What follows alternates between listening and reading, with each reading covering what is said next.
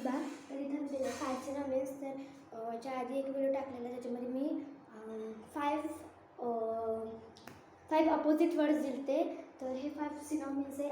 Exceed, expect, admit, confess, add, help, control, regulate, error, mistake. 5 synonyms every day, म्हणजे रोजच्या रोज 5-5 synonyms येणार आणि 5-5 opposite words येणार.